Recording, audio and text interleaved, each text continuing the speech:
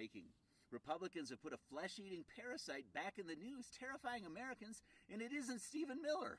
No, it's the actual screwworm, which is enjoying a resurgence thanks to Trump and Elon Musk's cuts to government and Republicans' commitment to worsening climate change.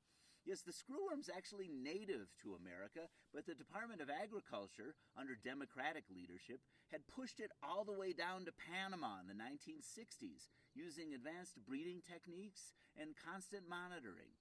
But with climate change now intensifying under the flatulent reign of Trump, who is bribing coal plants to burn more soot and bribing wind farms not to produce green energy, the screwworm is back, which incidentally is how Lindsey Graham is introduced at certain parties.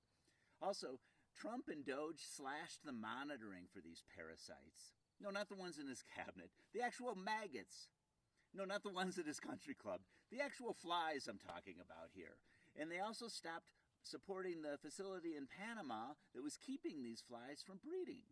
Also in 2024, President Joe Biden halted the import of beef from Mexico when screwworms were again detected there. But Trump, having caused the price of beef to skyrocket with his terrible policies, in 2025 allowed imports from Mexico again. And now the flesh eaters are in Texas. They eat cattle and they even eat human. Americans under Trump can't afford beef or health care as he focuses on paying himself and funding the bombing of Iranian schoolgirls. Well, now the price of beef is about to plummet. But without that health care, Americans still can't afford to eat it.